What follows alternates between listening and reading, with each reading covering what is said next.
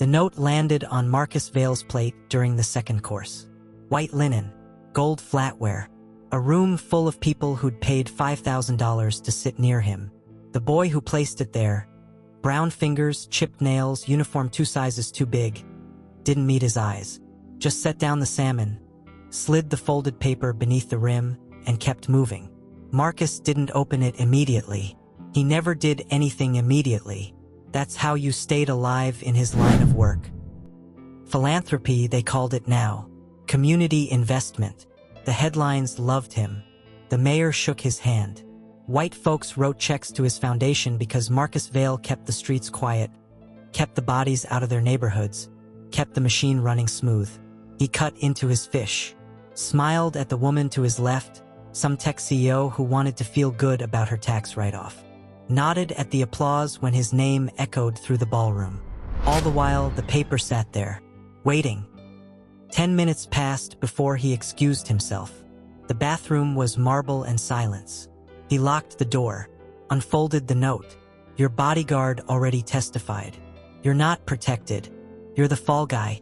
His reflection stared back at him. Sharp suit, clothes fade. The kind of face magazines put on covers when they wanted to prove something about success. His hand didn't shake. It never shook. But his pulse kicked hard against his throat, and for the first time in 15 years, Marcus Vale felt the floor tilt. Hi viewers, kindly tell us where you're watching from and what time it is. He read it again, then a third time. The handwriting was childish. Uneven letters. The kind a kid makes when they're trying to write fast, trying not to get caught. Your bodyguard already testified. Orrin Blackwell had been with him for 8 years. Drove him everywhere. Stood outside every room. Knew every name, every deal, every loose end that needed tying. If Orrin testified, Marcus wasn't just exposed. He was finished. But when? Marcus pulled out his phone. Dialed. 3 rings. Yeah, boss. Orrin's voice came through clean. No strain. No guilt. Where are you? Outside the kitchen. Same as always.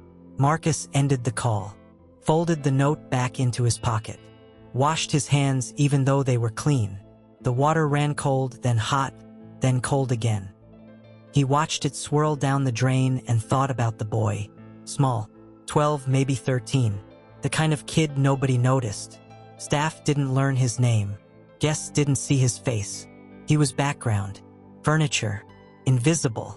That was the problem. Invisible people saw everything. Marcus returned to the ballroom. Found his seat. The dessert course was starting. Chocolate something. People laughed. Clinked glasses. A woman in diamonds leaned close and said something about her foundation partnering with his. He smiled. Agreed. Signed a napkin for someone's nephew who wanted to be an entrepreneur. All the while, his eyes tracked the boy. He moved between tables. Refilled water glasses. Cleared plates. Never looked up. Never lingered. But when he passed Marcus's table again, their eyes met for half a second. The kid didn't flinch. Didn't run. Just held his gaze, then moved on. That's when Marcus knew.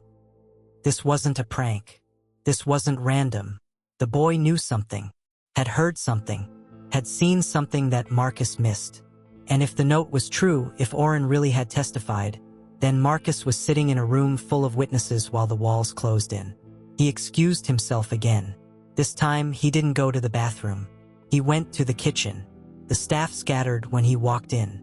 Cooks froze mid-chop. Dishwashers stared. The catering manager rushed forward, apologies already forming on his lips. The kid, Marcus said. The one serving table 6. Where is he? The manager blinked. Table 6. Small. Brown skin. Uniform too big. Recognition flickered. Oh, Pookie. He's... Pookie? That's what we call him. I don't know his real name. He's temp labor. Works through a contractor. Marcus stepped closer. Where is he? The manager pointed toward the service exit. He clocked out 5 minutes ago. Marcus moved fast, pushed through the double doors into the alley. The smell of grease and garbage hit him. Steam rose from a vent. A delivery truck idled at the far end. The boy was gone. Marcus stood there, note burning in his pocket, and felt something he hadn't felt in years.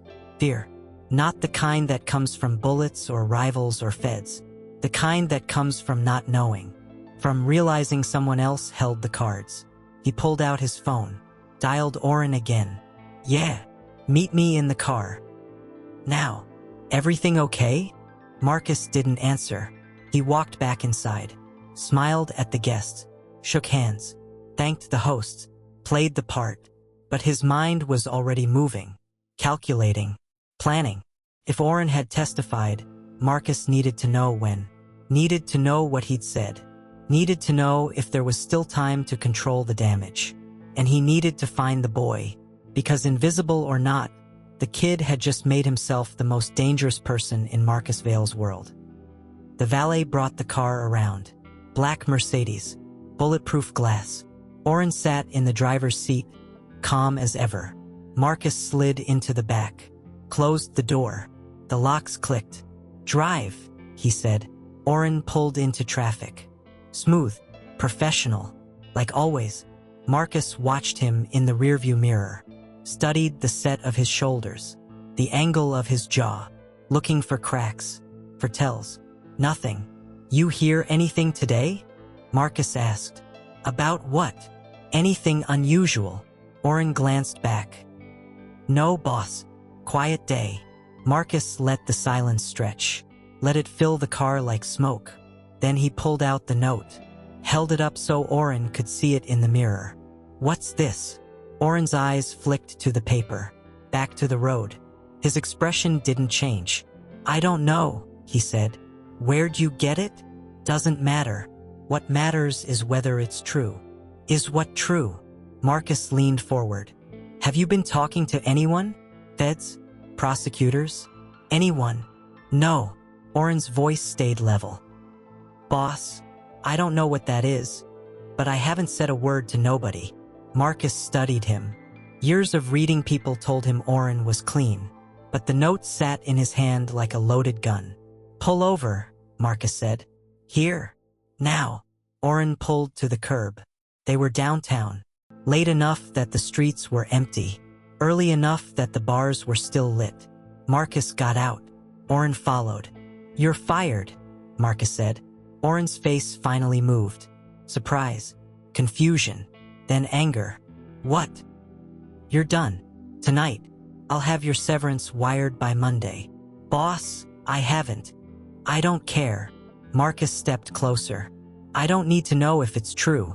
I need to know you're gone. You understand?" Oren stared at him, jaw tight, hands loose at his sides. For a moment, Marcus thought he might swing, might fight, might prove the note right by proving how far he'd fall. But Oren just nodded, took off his jacket, dropped it on the hood of the car.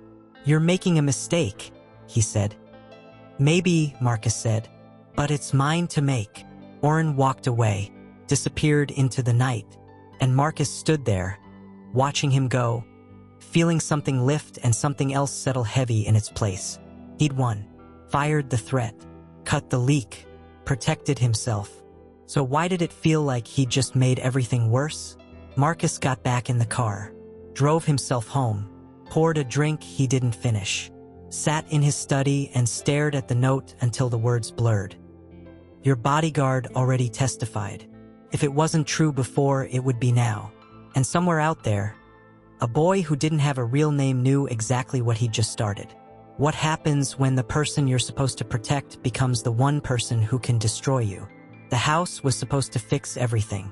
22 rooms, 10 bathrooms, a pool that cost more than most people made in a year. Marcus bought it the week after the adoption went through. The social worker called it a wonderful environment.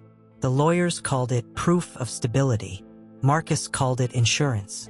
The boy, 7 years old, legally his now, stood in the foyer and said nothing. "This is yours," Marcus said. "All of it. Whatever you need." The boy looked up.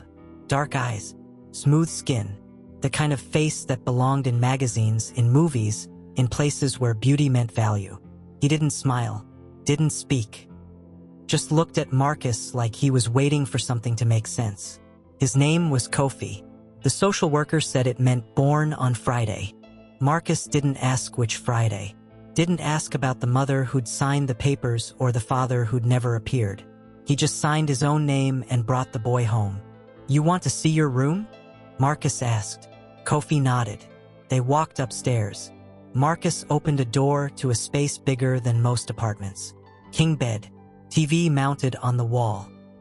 Toys still in their packaging, arranged on shelves like a showroom. "I didn't know what you liked," Marcus said, "so I got options." Kofi walked to the window, looked out at the garden, the fountain, the fence that kept the world at arm's length. "You don't talk much," Marcus said. Kofi turned, opened his mouth, closed it. Marcus waited. Nothing came. He tried again. "You know you're safe here, right? Nobody's gonna hurt you. Nobody's gonna take you away." Kofi's expression didn't change. He just stood there, small and still, like something carved from wood. Marcus left him alone, went downstairs, poured another drink, called the social worker. "He's not talking," Marcus said. "He talked during the evaluation," the woman replied. "Maybe he's adjusting." "How long does adjusting take?" "Every child is different, Mr. Vale. Give him time." Marcus gave him time. Days, weeks, months.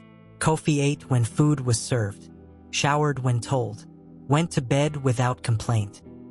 But he didn't speak, didn't laugh, didn't cry. The first specialist came after 6 weeks. A child psychologist with degrees on her wall and patience in her voice. She spent an hour with Kofi, asked him to draw pictures, play with toys, point to faces showing different emotions. Kofi cooperated, pointed, drew. But when she asked him questions, he just stared. "There's no cognitive delay," the psychologist said afterward. "His comprehension is excellent. He understands everything you say." "Then why won't he talk?" "Selective mutism, possibly. Trauma response. Or he might just be shy. Shy doesn't last 6 weeks." The psychologist smiled the way people do when they want you to stop asking questions.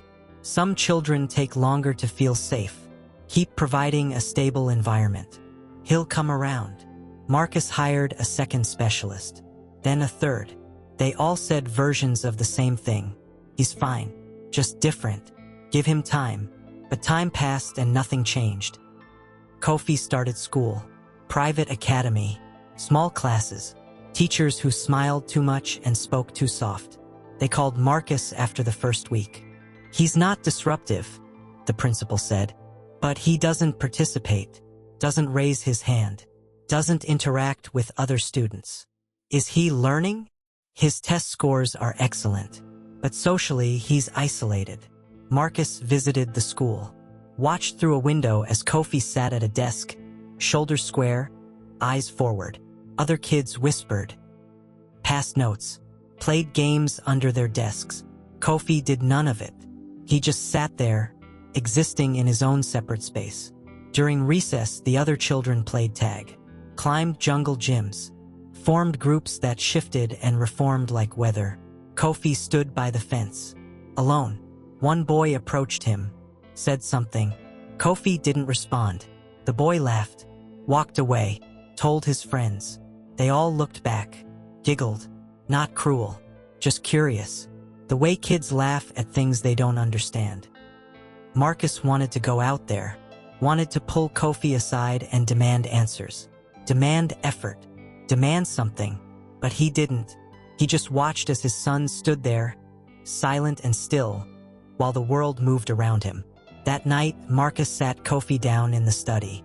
"You don't have to talk if you don't want to," Marcus said, "but I need to know you're okay. Blink once for yes, twice for no." Kofi blinked once. "Are you scared of me?" 2 blinks.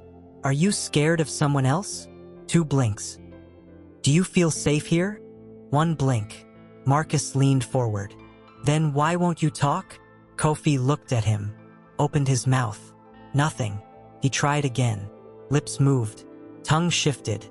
But no sound came. Not a whisper. Not a breath. And then Marcus saw it. the strain in Kofi's neck, the way his jaw clenched, the flicker of frustration in his eyes. He wasn't choosing silence. He couldn't speak. Marcus called another specialist, this time an ear, nose, and throat doctor. They ran tests, checked for obstructions, for damage, for anything physical that might explain it. Everything came back normal. His vocal cords are fine, the doctor said. There's no structural issue.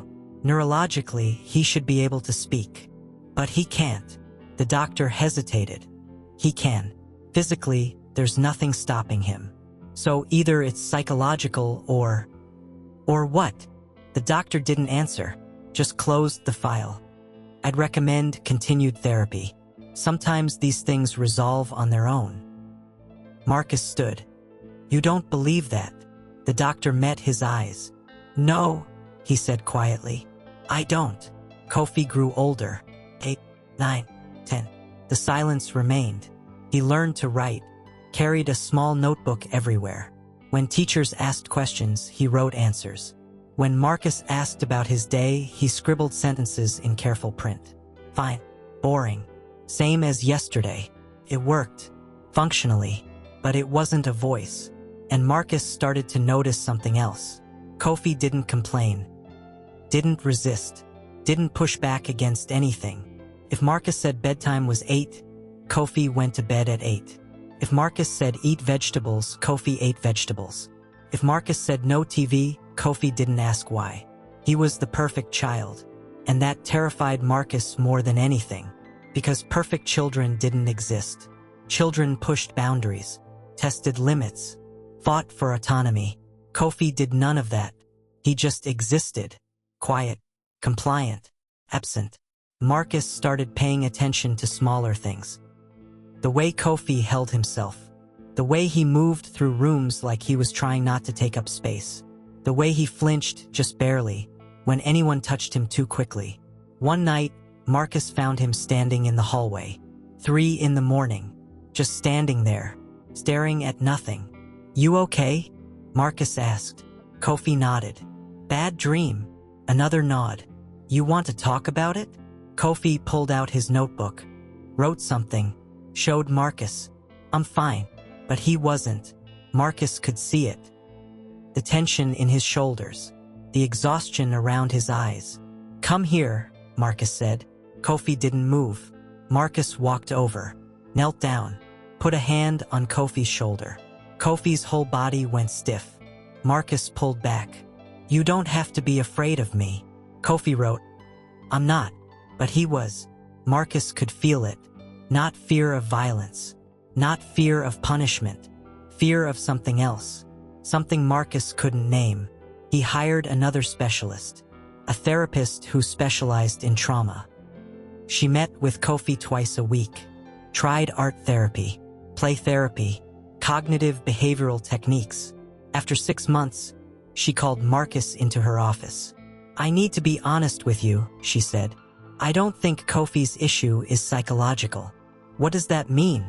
It means I think there's something physical happening that we're missing. Something the other doctors didn't catch. They ran every test. Not every test. She leaned forward. Mr. Vale, has anyone checked for sensory processing issues? Neurological pain conditions? Something that might not show up on standard exams. Marcus stared at her. You think he's in pain? I think he's experiencing something. And I think he's been experiencing it for so long, he doesn't know how to explain it. That night, Marcus watched Kofi eat dinner. Watched the way he chewed, the way he swallowed, the way he sat perfectly still afterward.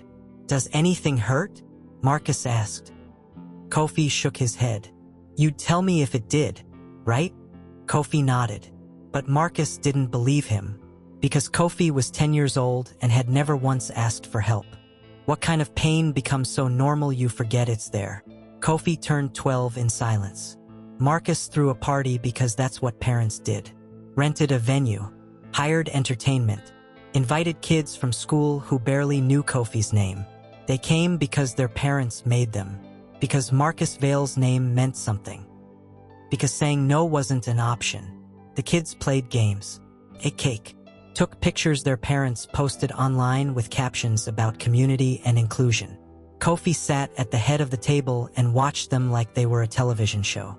One girl, Amara, loud and bright, tried talking to him. "You ever play Fortnite?" she asked. Kofi shook his head.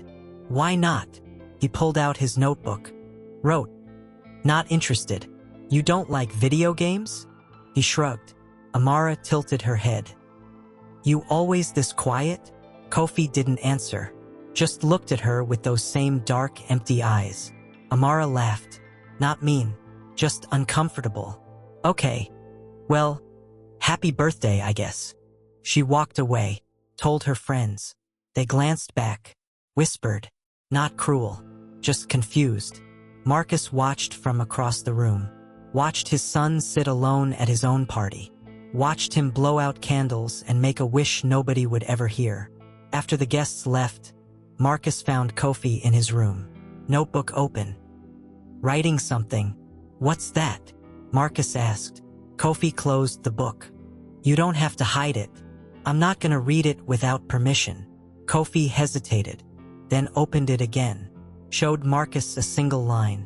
"I don't know what's wrong with me." Marcus felt something crack in his chest. He sat down on the bed next to Kofi. "Nothing's wrong with you," Kofi wrote. "Then why doesn't anyone want to be near me? People are complicated, kids especially. They don't know how to handle someone who's different. I don't want to be different." Marcus put a hand on Kofi's shoulder. This time, Kofi didn't pull away. "Different isn't bad." Kofi looked at him, wrote 3 words. "Feels bad." That week, Marcus pulled him from the private academy, hired a tutor instead. Homeschool, they called it. But really, it was isolation packaged as protection. The tutor, Ms. Renee, was patient, kind. She taught math and science and history without expecting Kofi to perform, without expecting him to be anything other than present. But even she noticed something. "He's brilliant," she told Marcus after 3 months. "His comprehension is off the charts. But what? He doesn't react. I've taught a lot of students. Even quiet ones show emotion. Joy when they understand something. Frustration when they don't. Kofi doesn't show anything. Maybe that's just how he is." MS. Renee shook her head. "No child is just one thing. They're supposed to be messy, inconsistent, alive." Marcus didn't argue, because she was right. Kofi wasn't alive. He was functional, like a machine, like something programmed to exist without living. Marcus started noticing more. The way Kofi moved through the house, the way he avoided certain rooms, the way he stood in doorways instead of entering spaces fully. One night, Marcus followed him, watched as Kofi paced the hallway. Back and forth, 6 steps one way, 6 steps back, over and over. "What are you doing?" Marcus asked. Kofi stopped, wrote, "Thinking." "About what?" "How to feel normal." Marcus stepped closer. "What does normal feel like?" Kofi looked at him, then wrote something longer. "I don't know. Everyone acts like they understand something I don't. Like there's a language I can't hear. I watch people laugh and I don't know why. I watch them cry and I don't feel it. I know I'm supposed to, but I don't." Marcus read it twice. "You think something's missing?" Kofi nodded. "Like what?" Kofi wrote, "Everything." That night, Marcus couldn't sleep. He sat in his study and thought about the boy upstairs. The boy who'd lived in his house for 5 years and still felt like a stranger. The boy who'd never asked for anything, never complained, never pushed back. Marcus pulled up Kofi's medical records, read through every report, every test, every evaluation. They all said the same thing: normal, healthy, no issues detected. But that couldn't be right, because normal kids didn't live like Kofi. Normal kids didn't move through the world like ghosts. Marcus called another specialist. A neurologist this time, someone who dealt with rare conditions, invisible disorders. The appointment was scheduled for 3 weeks out. Marcus marked it on his calendar, told himself that this time they'd find something. This time someone would have answers. But 3 days before the appointment, Marcus came home to find Kofi on the floor. Not collapsed, not unconscious, just sitting, back against the wall, head tilted up. "You okay?" Marcus asked. Kofi didn't move. Marcus walked over, knelt down. "Kofi?" Kofi blinked, turned his head slowly, looked at Marcus like he was trying to remember who he was. Then he pulled out his notebook, wrote with shaking hands. "It hurts." Marcus's pulse spiked. "What hurts? Where?" Kofi pointed to his head, his neck, his chest, everywhere, always. "How long?" Kofi wrote, "Since I can remember." Marcus stared at him, at this boy who'd lived in pain for years without telling anyone, without crying, without asking for help. "Why didn't you say something?" Kofi wrote, "I thought everyone felt like this." Marcus called 911. The ambulance came. They took Kofi to the hospital. Ran tests. Again. More tests. More doctors. Again, everything came back normal. "There's no sign of injury," the ER doctor said. "No infection. No inflammation. Vitals are stable." He said, "He's in pain. I understand. But we can't treat what we can't find." Marcus wanted to scream. Wanted to grab the doctor and shake him until answers fell out. But he didn't. He just took Kofi home, put him to bed, sat in the chair by his door and watched him sleep. And for the first time in years, Marcus prayed. Not to God. He didn't believe in that. But to something. Anything. He prayed that someone, somewhere, would see what everyone else had missed. Because if they didn't, Marcus was going to lose his son. Not to death. To absence. Can you lose someone who's already disappearing? Oren Blackwell started working for Marcus the year Kofi turned 7. Clean background. Military training. References that checked out. He didn't ask questions. Didn't gossip. Just showed up on time and did the job. That's what Marcus liked about him. For the first 3 years, Oren was perfect. Drove Marcus to meetings. Stood outside rooms. Kept his mouth shut and his eyes open. He knew when to blend in. When to step forward. When to disappear. He also knew when to handle things quietly. The kind of things Marcus didn't talk about in public. The kind of things that kept empires running smooth. Oren never flinched. Never questioned. Never asked for more than what he was paid. That should have been the first warning. Nobody's that loyal without a reason. Kofi was 10 when Oren started paying attention to him. Not in a way that raised alarms. Not in a way that crossed lines. Just noticing, watching, the way a mechanic watches a machine to see where it's weak. "Kids still not talking?" Oren asked one day. Marcus glanced at him in the rearview mirror. "No. That normal. Doctors say he's fine." Oren nodded. Didn't push. But Marcus saw the way his eyes tracked Kofi when they were in the same room. The way he'd stand a little closer than necessary. The way he'd offer to help with things that didn't need help. "You're good with him," Marcus said once. "He's a good kid," Oren replied. "Quiet, respectful. Wish more kids were like that." Marcus agreed at the time, because Kofi was easy, didn't cause problems, didn't push back. Now, sitting in his study 3 years later, Marcus wondered if easy was ever really good. Oren had keys to the house, access to every room. He knew Kofi's schedule, knew which doors stayed locked, knew when Marcus was gone and when he was home.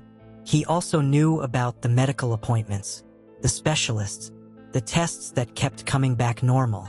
"Still looking for answers?" Oren asked after one visit. "Yeah," Marcus said. "Still looking. Maybe there's nothing to find." Marcus frowned. "What does that mean?"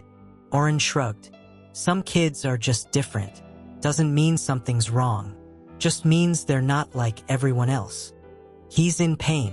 You sure about that?" Marcus stopped walking, turned. "What are you trying to say?" Oren held up his hands. "Nothing, boss. Just asking. Sometimes kids say things for attention.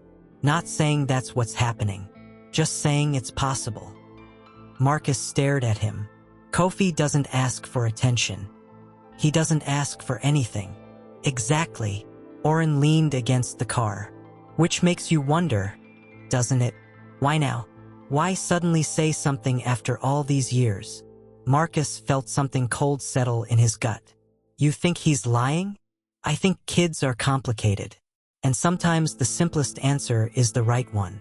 Marcus walked away, didn't respond, but the words stuck, because part of him wondered the same thing.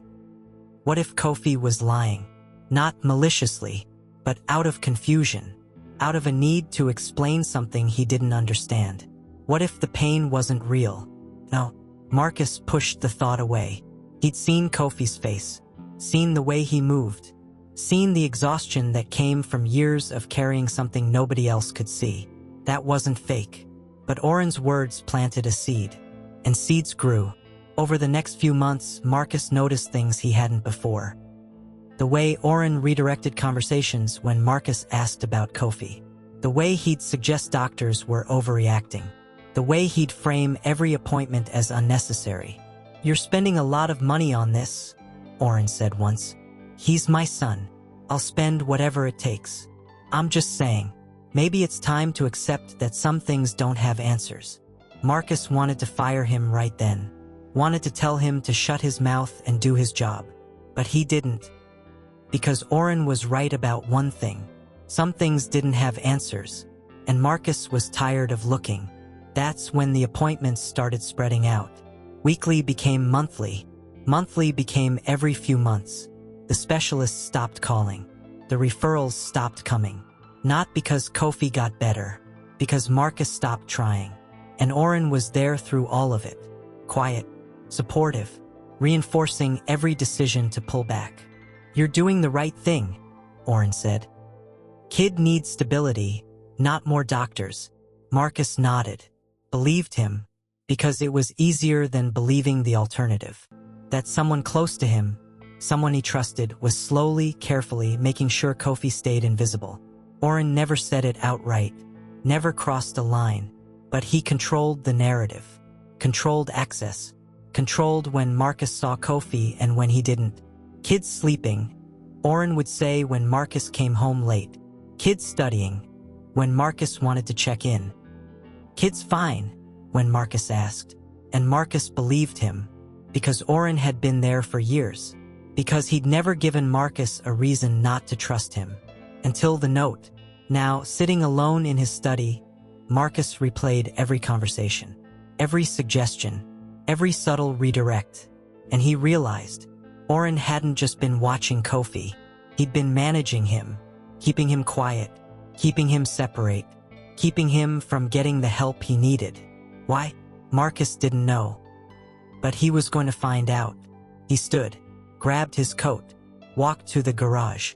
Kofi was in his room. Light on. Door closed. Marcus knocked. No answer. He opened the door. Kofi sat at his desk, notebook open. Writing. Can we talk? Marcus asked. Kofi looked up, nodded. Marcus sat on the bed. I need to ask you something, and I need you to be honest. Kofi wrote. Okay. Has Oren ever done anything? Said anything? That made you uncomfortable? Kofi's hand stopped moving. He stared at the page. Marcus leaned forward. I'm not angry. I just need to know. Kofi picked up his pen. Wrote slowly. He told me not to tell you things. Marcus's blood went cold. What things? When I felt bad. When it hurt. He said you were busy. Said I shouldn't bother you. Marcus felt rage build behind his ribs. How long? Kofi wrote. Since he started working here. 3 years. 3 years of Oren standing between Marcus and his son. 3 years of keeping Kofi quiet. Keeping him suffering. Why didn't you tell me? Marcus asked. Kofi wrote. I thought he was right. I thought I was bothering you. Marcus pulled Kofi into a hug. Felt him stiffen. Then slowly, carefully relax. You're not a bother, Marcus said. You're my son. You hear me? You're my son. And nothing you say or feel or need is ever going to be too much. Kofi's shoulders shook. Not crying. He never cried. Just shaking. Like something inside him finally cracked. Marcus held him. And for the first time in years, Kofi leaned in. That night, Marcus made calls. Lawyers, investigators, people who owed him favors. "I need everything on Oren Blackwell," he said. "Every call, every transaction, every person he's talked to in the last 3 years." They found it 2 days later. Phone records, emails, payments from an offshore account Marcus didn't recognize. Oren hadn't just been managing Kofi. He'd been collecting information, documenting every flaw, every gap in Marcus's parenting, every moment Marcus wasn't there, building a case for someone. Marcus didn't know who yet, but he knew one thing. Oren Blackwell wasn't just a bodyguard. He was a plant, and whoever sent him was about to learn what happened when you threaten Marcus Vale's family. What do you sacrifice to protect the people you love? And what do you become in the process? The boy didn't have a name when he was born. The hospital listed him as Baby Doe.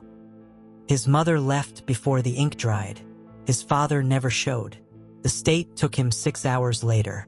They called him different things in different places. Baby boy at the first foster home. Lil man at the second. Sweetie at the group home where he stayed for 8 months. By the time he was 5, he answered to anything. By the time he was 10, he stopped answering at all. Pookie wasn't his real name. It was what the catering manager called him the first day he showed up. "Hey Pookie, grab that tray." He never corrected it. Never told them his name was Amari. Because names didn't matter when nobody kept you long enough to learn them. He lived with his aunt now, Tanisha. She worked 2 jobs and dated a man who didn't like kids. The apartment was small, 2 bedrooms. Pookie slept on the couch. It was better than the group home. Better than the foster family who forgot to feed him. Better than the couple who locked him in the basement when company came over. Better was relative. Tanisha wasn't mean. She just wasn't present. She left for work before Pookie woke up. Came home after he went to bed. Left $20 on the counter every Monday for food. Pookie learned to stretch it. Rice, beans, ramen. He got good at making nothing last. He also got good at being invisible. At school, teachers forgot his name halfway through the year. Students didn't notice when he was absent. He sat in the back, turned in assignments, passed tests. Never caused problems. Never existed. That's how he survived. By not being seen. But Pookie saw everything. He noticed when Mrs. Hall came to class with a black eye and blamed it on a cabinet. He noticed when Jaden stole food from other kids' lunches because his mom's check didn't clear. He noticed when the principal walked past broken windows and never called maintenance. Pookie noticed because he'd learned early that survival meant paying attention. The catering job started when he was 11. Tanisha's boyfriend knew someone who needed extra help. Under the table. Cash only. No questions asked. Pookie lied about his age. Said he was 14. The manager didn't care. He just needed someone small enough to squeeze between tables. The work was simple. Carry trays. Refill glasses. Clear plates. Smile when spoken to. Disappear when not. Pookie was good at all of it. The events were always the same. Rich people in expensive clothes eating food they didn't finish. Talking about problems that weren't problems. Laughing at jokes that weren't funny. Pookie moved through it like furniture, like wallpaper, like something they saw but never noticed. And that's when he started hearing things. Conversations people had in front of him because they forgot he was there. Confessions made over wine. Secrets traded like currency. He heard about affairs, embezzlement, deals that bent laws. People who disappeared when they asked too many questions. First, he didn't care. Rich people's problems weren't his problems. But then he started working Marcus Vale's events. The first time, Pookie didn't know who Marcus was. Just another rich man in a suit. Another name on a place card. But he heard the whispers. Heard the way people said his name. Like it meant something. Like it carried weight. Pookie paid attention. Marcus ran a foundation. Community investment. Youth programs. The kind of thing that looked good on paper. But Pookie heard what happened behind it. Heard about kids who joined programs and disappeared. Heard about parents who asked questions and stopped asking. Heard about money that moved in ways money wasn't supposed to move. Pookie didn't know the details, didn't understand the full picture, but he understood enough. Marcus Vale wasn't a philanthropist. He was a predator in expensive clothes, and nobody was stopping him. That should have been the end of it. Pookie should have kept his head down, should have stayed invisible. But then he met Kofi. It was an outdoor event, garden party, spring fundraiser. Pookie was clearing dessert plates when he saw the boy, 12, maybe 13, sitting alone at a table while everyone else mingled. He wasn't eating, wasn't talking, just sitting, staring at nothing. Pookie almost walked past, almost didn't look twice, but something stopped him. The boy's hands, they were clenched. White knuckles, nails digging into palms. Pookie knew that posture, knew that tension, knew what it looked like when someone was holding themselves together by sheer force. He set down his tray, walked over. "You okay?" The boy didn't respond. Pookie tried again. "You need water or something?" The boy looked up, dark eyes, exhausted, like he hadn't slept in weeks. He shook his head. Pookie noticed the notebook in his lap. "You write?" The boy nodded, opened it, showed Pookie a page full of words. "I'm fine, just tired." "You sure?" "You look." Someone grabbed Pookie's arm. The catering manager. "What are you doing?" "Just asking if he needed anything." "That's not your job. Get back to work." Pookie pulled away, looked at the boy one more time. "You sure you're good?" The boy nodded, but Pookie saw the lie. He went back to work, but he kept watching, kept noticing. The way the boy moved, slow, careful, like every step hurt. The way he flinched when people got too close. The way he sat perfectly still, like moving would break something. Pookie recognized it. Not the specifics, but the shape of it. He'd seen it in foster homes, in group homes, in kids who'd learned that asking for help made things worse. So they stopped asking. They just endured. That night, Pookie went home, sat on the couch, thought about the boy, thought about Marcus Vale, thought about all the things he'd heard and all the things he knew. And he made a decision. He couldn't fix everything, couldn't save everyone, but he could do something. The next event was 3 weeks later. Same venue, same crowd, same invisible work. Pookie brought a small recorder, the kind you could buy at a dollar store. He clipped it to his belt under his shirt. He didn't know what he was looking for, didn't have a plan. He just listened, and he heard Oren, the bodyguard, Marcus's shadow. He was standing outside the kitchen, talking on his phone. Pookie walked past, slow, casual. "Already done. Planted the evidence myself. They'll find it when they raid the spot. Vale won't even see it coming." Pookie kept walking, didn't look back, didn't react, but his heart was pounding. He slipped into the bathroom, locked the door, played back the recording. It was clear, every word. Oren was setting Marcus up, and from the sound of it, the feds were involved. Pookie should have deleted it, should have forgotten what he heard. But he thought about the boy, thought about Kofi sitting alone, thought about what would happen to him if Marcus went down. Foster care, group homes, the same cycle Pookie knew too well. He couldn't let that happen. So he wrote the note. Simple, direct, true enough to matter. Your bodyguard already testified. You're not protected. You're the fall guy. He slipped it onto Marcus's plate during the second course. Then he clocked out, walked home, waited. 3 days later, word came through the catering network. Marcus had fired his bodyguard. No explanation, just gone. Pookie felt relief, then guilt, then something worse, because he'd started something he didn't know how to finish. And now, sitting in his aunt's apartment, staring at the ceiling, he wondered if he'd just made everything worse. When you're invisible your whole life, what happens the moment someone finally sees you? Pookie's hands were shaking when Kofi touched him. It happened in the hallway outside the banquet room. Pookie was carrying a stack of plates when someone bumped him from behind. The plates tilted. He caught them, barely, turned around. Kofi stood there, eyes wide, hand outstretched like he tried to help but stopped halfway. "Sorry," Pookie whispered.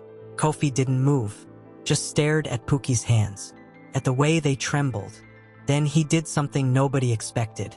He reached out, touched Pookie's wrist, just a brush, fingertips against skin. But Pookie felt it like electricity. Not attraction, not connection, recognition. Kofi pulled back, pulled out his notebook, wrote fast. "You're scared." Pookie swallowed. "I'm fine." Kofi wrote again. "No, you're not." Someone called Pookie's name from the kitchen. He looked back, looked at Kofi. "I have to go." Kofi grabbed his sleeve. Not hard, just enough to stop him. He wrote 3 more words. "Me too." Pookie stared at the notebook, at this boy who didn't talk, who didn't ask for help, who saw through the walls Pookie had spent years building. "I don't know what you mean," Pookie said. Kofi wrote, "Yes, you do." The kitchen manager appeared. "Pookie, move. Now." Pookie pulled away, walked back to work, but his wrist still burned where Kofi had touched him. That night, Pookie couldn't sleep. He kept thinking about the boy, about the way he'd looked at him, like he saw something nobody else saw, like he knew. But knew what? Pookie rolled over, stared at his phone.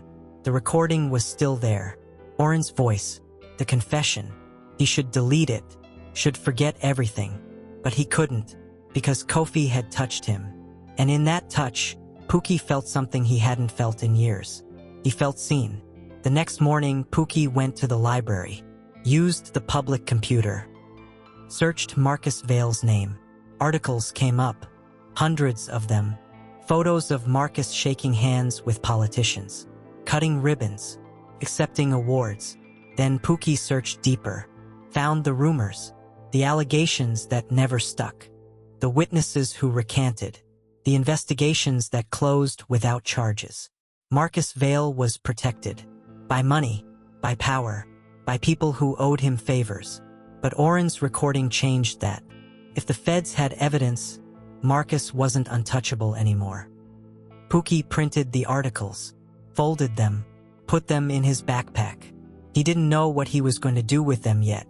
Didn't have a plan. He just knew he couldn't walk away. 3 days later, another event. Smaller this time. Private dinner. 20 guests. Marcus sat at the head of the table. Kofi sat 3 seats down. Pookie served the first course. Moved between chairs. Kept his eyes down. When he reached Kofi, he set down the plate. Leaned close. Whispered, "You okay?" Kofi looked up. Nodded. But Pookie saw the lie. Saw the tension in Kofi's jaw. The way his fingers gripped the edge of the table. "You don't have to pretend," Pookie whispered. Kofi's eyes widened. Pookie moved on before anyone noticed. But when he came back to refill water glasses, Kofi had his notebook out. He showed Pookie a page. "How do you know?" Pookie glanced around. Nobody was watching. He leaned in. "Because I've been where you are." Kofi wrote. "Where?" "Alone. Hurting. Thinking nobody cares." Kofi stared at him, then wrote 3 words that hit Pookie like a fist. "Nobody does." Pookie wanted to argue, wanted to tell him that wasn't true, that someone somewhere cared, but he'd be lying. So instead he said, "I do." Kofi's hand stopped moving. Pookie straightened, walked away before his voice cracked. After dinner, Pookie was clearing plates in the kitchen when he heard voices. Low, urgent. He moved closer to the door, listened. Marcus, and someone else. A man Pookie didn't recognize. "The investigation's moving faster than we thought," the man said. "How fast?" Marcus asked. "Warrants are already drafted. They're just waiting for the right moment." And Oren, he's talking, gave them everything. Locations, names, dates. Marcus cursed. "Then we need to move first." "Move how?" "I don't know yet, but I'm not going down without a fight." Pookie's stomach dropped. He'd thought firing Oren would end it. Thought Marcus would be safe. He'd been wrong. Oren didn't just testify because he was fired. He testified because he'd already planned to. The note didn't stop anything. It accelerated everything. Pookie backed away from the door, grabbed his coat, clocked out without saying goodbye. He walked home, fast, heart pounding. He'd made a mistake, a huge one, and now Marcus was going to pay for it. Worse, Kofi was going to pay for it. Because when Marcus went down, Kofi had nowhere to go. Back to the system, back to the cycle, back to the life Pookie knew too well. He couldn't let that happen. So he did something reckless. He went back, not to the venue, to Marcus's house. Pookie didn't know the address, but he knew the neighborhood. He'd heard enough conversations, seen enough maps on tablets left unattended. He took 2 buses, walked the last mile, found the house just after midnight. Gate, cameras, lights on inside. Pookie stood across the street, stared up at the windows. One of them had to be Kofi's. He pulled out his phone, opened the camera, started recording, not because he had a plan, because he needed proof, needed evidence, needed something to show that this wasn't just about Marcus. It was about a kid who'd been invisible his whole life, a kid who deserved better. Pookie didn't know what he was going to do with the video, didn't know if it would matter, but he hit record anyway. And that's when the door opened. Kofi stepped out. No coat, no shoes, just pajamas and a notebook. He walked down the driveway, straight toward the gate. Pookie's breath caught. Kofi shouldn't be outside, shouldn't be alone, shouldn't be walking toward the street in the middle of the night. But he was, and Pookie watched, frozen, as Kofi reached the gate, looked left, looked right, then looked straight at Pookie. Even in the dark, even across the street, Kofi saw him. He lifted his notebook, held it up to the light. Pookie zoomed in. Read the words. Help me. What do you risk when the person who needs saving is the one person you can't afford to lose? Marcus fired Oren on a Tuesday. By Friday, the news broke. Federal investigation. RICO charges. Witness testimony. Marcus Vale's name in headlines alongside words like corruption, money laundering, organized crime. The foundation issued a statement. Marcus's lawyers issued another. Both said the same thing. Innocent, cooperative, confident in a fair outcome. Nobody believed them. Within a week, donors pulled funding. Board members resigned. Events were canceled. The carefully built empire started crumbling. Marcus sat in his study and watched it happen. He'd expected fallout, expected consequences, but he hadn't expected this. Oren hadn't just testified. He'd given them everything. Bank records, recorded conversations, text messages Marcus thought were deleted. Years of evidence, carefully collected, carefully preserved. Oren hadn't been a bodyguard. He'd been an informant, and Marcus had trusted him. Marcus poured a drink, drank it, poured another. His phone rang. His lawyer. "We need to talk," the man said. "Talk. They're offering a deal. Cooperation in exchange for reduced charges." "What kind of cooperation?" "Names, locations, everything you know about everyone who's worked with you." Marcus laughed, cold, bitter. "So I become the rat, or you go to prison for 20 years. Marcus hung up. He wasn't going to prison. Wasn't going to cooperate. Wasn't going to let them turn him into Oren. He'd find another way. He always found another way. But first, he needed to secure Kofi. Marcus went upstairs, knocked on Kofi's door. No answer. He opened it. The room was empty. Bed made. Desk clear. Notebook gone. Marcus's pulse spiked. "Kofi?" He checked the bathroom, the closet, the hallway. Nothing. He ran downstairs, checked every room, called Kofi's name. Silence. Marcus grabbed his phone, called Kofi's cell. It rang from the kitchen counter. He'd left it behind. Marcus felt panic claw up his throat. He ran outside, checked the driveway, the garden, the street. No sign of him. Kofi was gone. Marcus called the police, reported him missing, gave descriptions, details, everything. They took the report, said they'd look into it, said kids run away sometimes, said to wait. Marcus couldn't wait. He got in his car, drove through the neighborhood, searched parks, stores, anywhere Kofi might go. Nothing. He came home at dawn, empty, exhausted, and that's when he saw the note. Not on a plate this time, on the kitchen table. Same handwriting as before. He's safe. For now. Marcus's hands shook. He read it again. He's safe. For now. Not a threat. A warning. Someone had taken Kofi. Not to hurt him. To protect him. But from what? Marcus called his lawyer back. I need security. Now. For what? My son's missing. Missing or taken? Does it matter?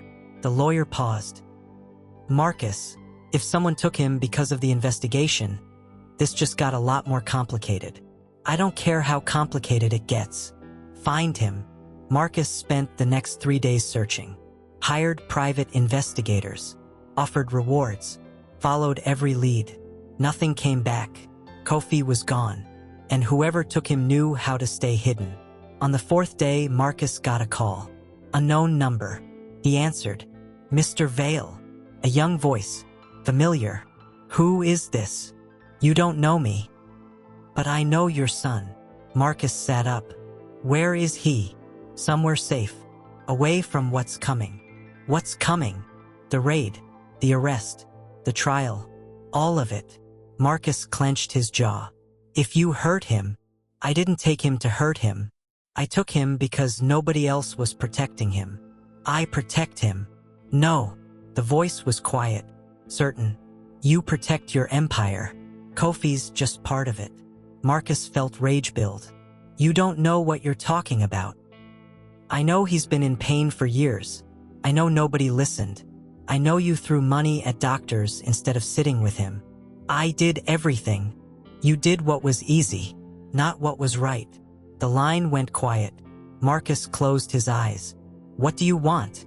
I want you to tell the truth. About what? Everything. Oren. The deals. The people you hurt. All of it. And if I do? Then Kofi comes home. Marcus laughed. Bitter. Broken. You think the truth fixes this? No. But it's a start. The call ended. Marcus sat there, staring at his phone, feeling the walls close in. He'd built his life on control, on managing narratives, on keeping secrets buried. But the kid on the phone just asked him to give it all up. For Kofi, Marcus thought about the note, thought about the bodyguard who'd betrayed him, thought about the years he'd spent building something that was now falling apart. And he thought about his son, the boy who'd lived in pain, who'd asked for help in the only way he knew how, who'd been dismissed and ignored and told he was fine when he wasn't. Marcus had failed him, not because he didn't care, because he cared more about looking like he cared than actually doing the work. He picked up his phone, called his lawyer. Set up a meeting, Marcus said. With who? The feds. You're taking the deal? Marcus closed his eyes. Yeah, I'm taking the deal. It wasn't redemption. Wasn't justice. Wasn't even the right thing. But it was the only thing that might bring Kofi home. And for the first time in his life, Marcus Vale put someone else first. When everything you've built collapses, what's left to hold on to? The feds came at dawn. 6 agents. 3 cars. Warrants for the house, the office, the foundation. Marcus let them in. Didn't resist. Didn't argue. Just stepped aside and watched them tear through his life. They took computers, files, phones, everything. His lawyer stood beside him. Don't say anything without me present. Marcus nodded, but his mind was somewhere else. On Kofi, on the voice from the phone call, on the promise that felt more like a trap. The lead agent approached, badge on his belt, folder in his hand. Mr. Vale, you're under arrest. Marcus held out his wrists. They cuffed him. Read him his rights, led him to the car. Cameras were waiting outside. News crews, reporters shouting questions. Marcus kept his head down. Didn't look at them, didn't say a word. At the federal building, they processed him. Fingerprints, photo, paperwork. Then they put him in a room. Gray walls, metal table, 2 chairs. His lawyer arrived an hour later, sat across from him. "They want full cooperation," the lawyer said. "Names, accounts, operations, everything. I know. If you do this, you're burning bridges you can't rebuild." Marcus met his eyes. "I don't care about bridges. I care about my son." The lawyer leaned back. "They're not going to bring him back just because you talk. Then what do they want? They want you to destroy everyone who worked with you. Turn this into the biggest takedown they've had in years." Marcus felt something cold settle in his chest. "And if I don't? 20 to life." Marcus looked at the ceiling, thought about Kofi, about the years he'd spent trying to give him everything except what he actually needed. Tension, presence, love. "Set it up," Marcus said. "You sure?" "Yeah, I'm sure." Over the next 3 days, Marcus talked. He gave them names, transactions, locations, every piece of the machine he'd built. He told them about the laundering, the payoffs, the deals that kept neighborhoods quiet and money flowing. He told them about the people he'd protected, the people who'd protected him. He burned it all, and with every word, he felt the empire crumble. But Kofi didn't come home. The days turned into a week, then 2. Marcus sat in a holding cell, waited for the call, waited for news. Nothing. His lawyer visited. "They're moving forward with the deal. You'll plead guilty to reduced charges. Serve 5 years. Maybe less with good behavior." "And my son?" The lawyer hesitated. "They're still looking." Marcus stood, grabbed the bars. They promised to investigate, not to find him." Marcus felt rage boil over. "Then what was the point?" "The point was keeping you out of prison for life."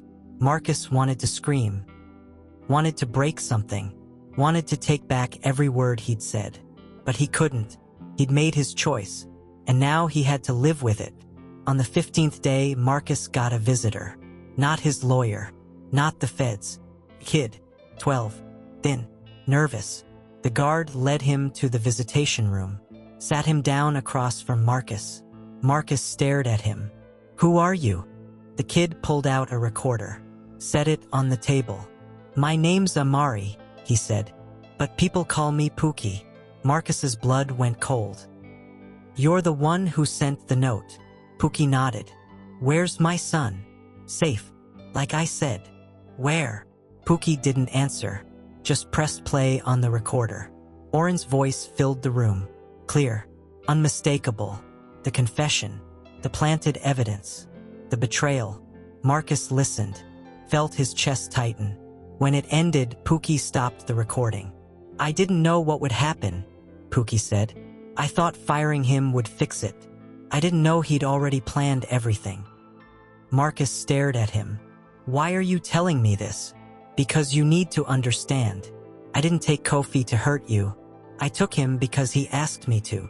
Marcus's breath caught. "He asked you?" Pookie nodded. "That night, outside your house, he came to me, said he couldn't stay, said it hurt too much." "What hurt?" "Everything." Pookie's voice cracked. "You don't know, do you? You don't know what's been happening. Then tell me." Pookie leaned forward. Oren wasn't just collecting evidence. He was keeping Kofi quiet, telling him not to bother you, telling him the pain was normal, telling him to stop asking for help. Marcus felt the room tilt. "For how long?" "Since he started working for you. 3 years. 3 years of Kofi suffering while Marcus ignored it." "Why didn't Kofi tell me?" Marcus whispered. "He tried. You didn't listen." Marcus closed his eyes, felt the weight of every missed moment, every dismissed complaint, every time he'd chosen his work over his son.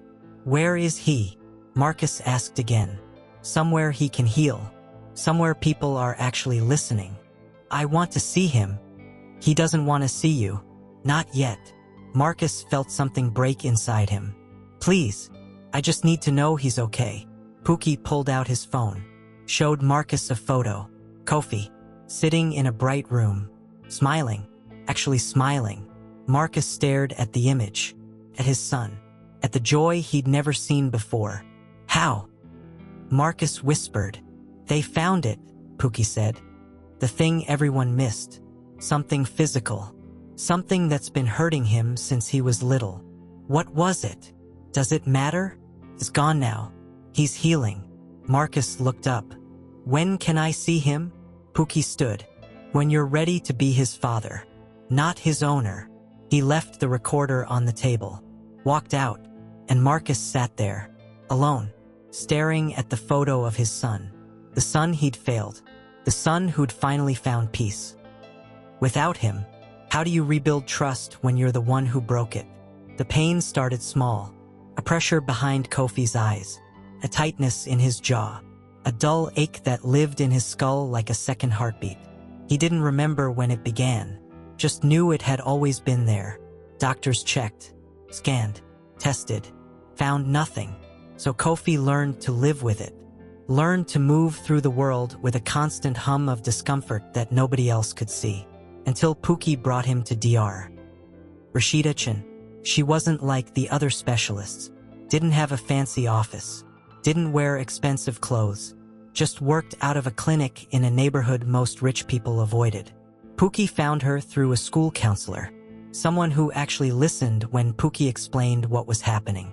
Dr. Chun saw Kofi on a Thursday. She didn't start with questions. Didn't start with tests. She just asked him to open his mouth. Kofi did. She looked inside. Frowned. Looked again. Then she picked up a small light. Shined it toward the back of his throat. How long have you had this? She asked. Kofi pulled out his notebook. Had what? This mass. Right here. She pointed. It's blocking your airway. Partially. Kofi wrote.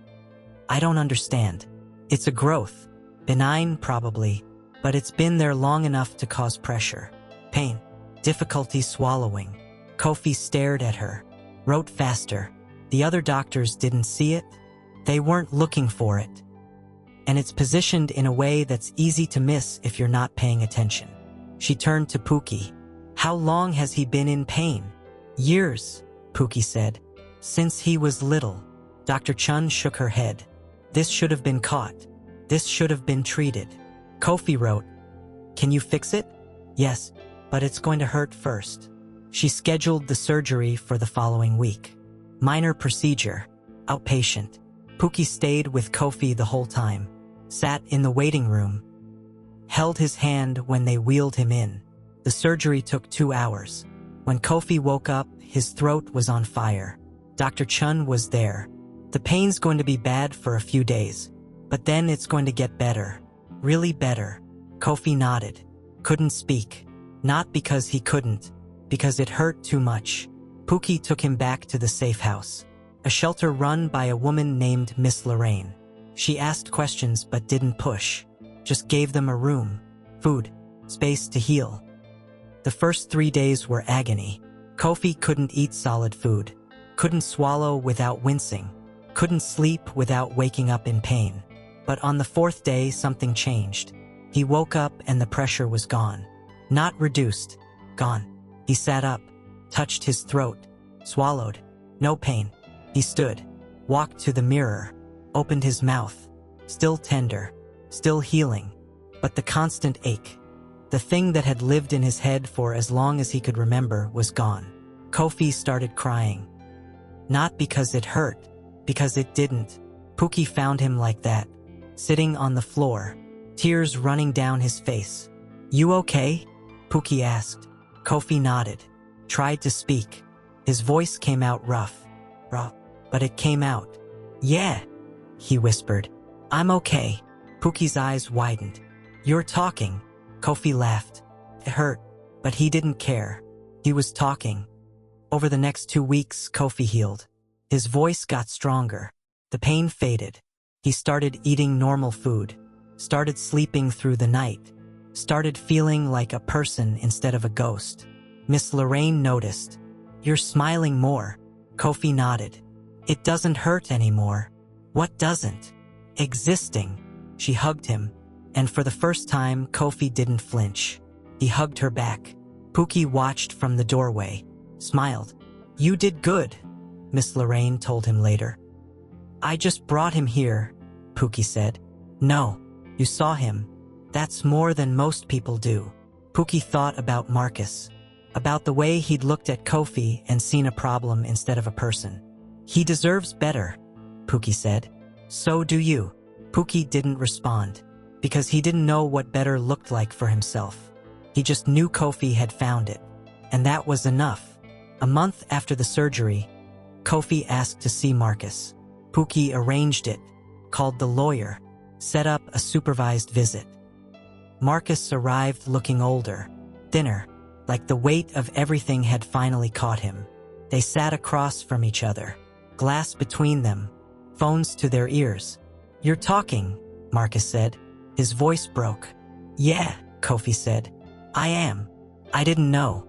I swear, I didn't know. I know. Marcus wiped his eyes. I'm sorry, for everything, for not listening, for not seeing, for failing you. Kofi was quiet for a long time. Then he said, I forgive you. Marcus looked up. You do? Yeah, but that doesn't mean I'm coming back. Marcus nodded. I understand. I need to figure out who I am without you, without all of this. And when you do, Kofi smiled. Small, real. Then maybe we can start over. Marcus pressed his hand against the glass. Kofi pressed his against the other side. They stayed like that, separated, connected, healing. When you finally find your voice, what's the first thing you say? The trial lasted 6 months. Marcus pled guilty, testified against 12 people, exposed operations that had run for decades. The judge gave him 5 years, eligible for parole in 3. Marcus accepted it, didn't appeal, didn't fight, just served his time. Kofi didn't visit often, maybe once every few months.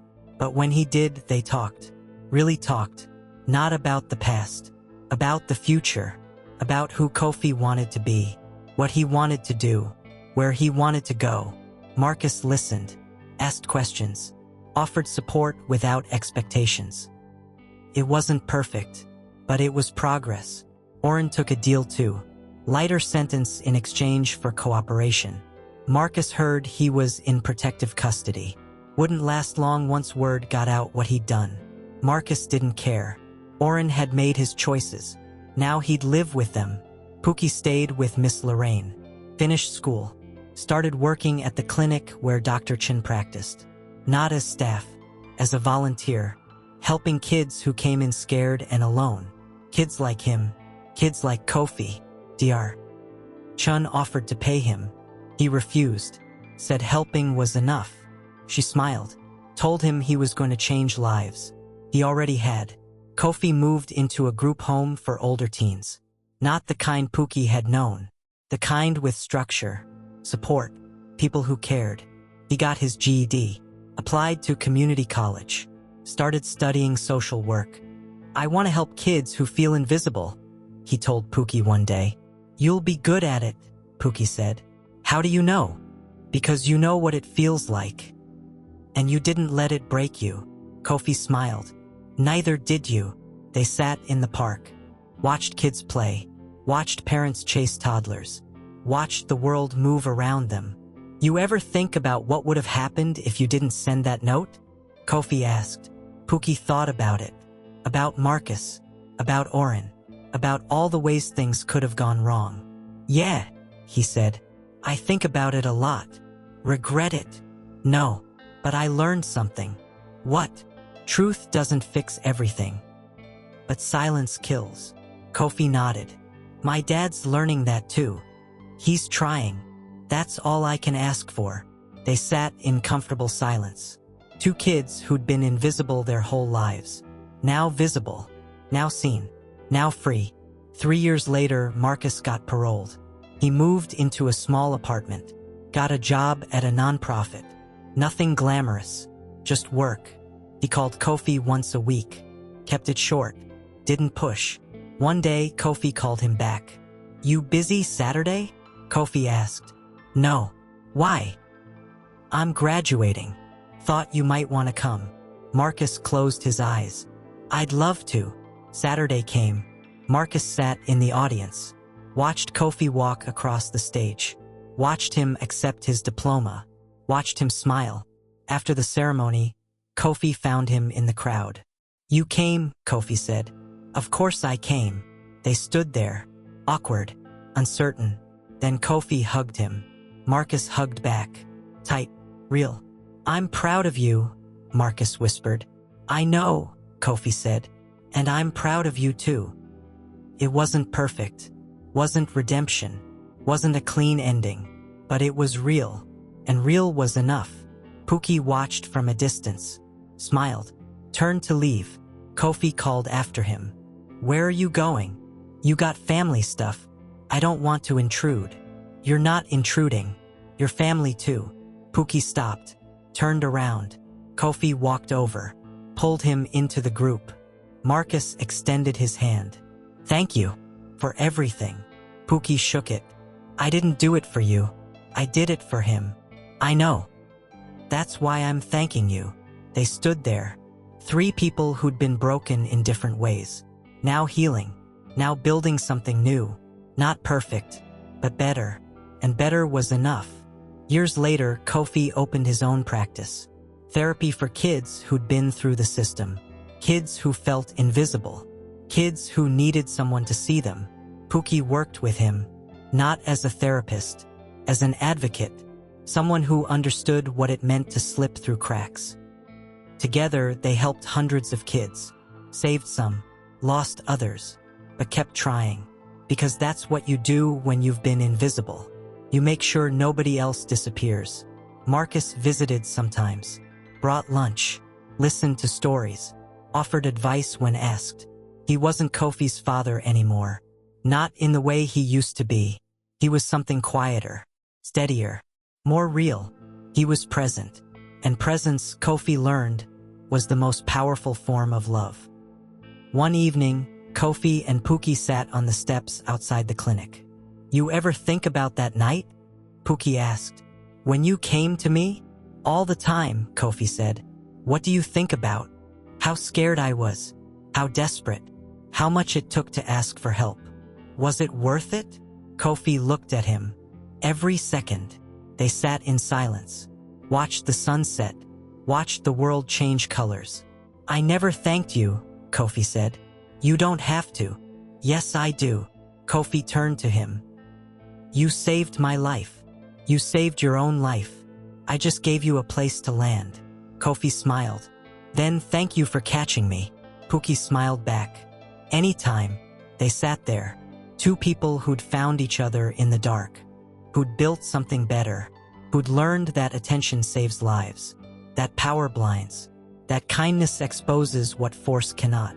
They weren't perfect, weren't heroes, weren't anything special, but they were seen, and they were free, and that was everything.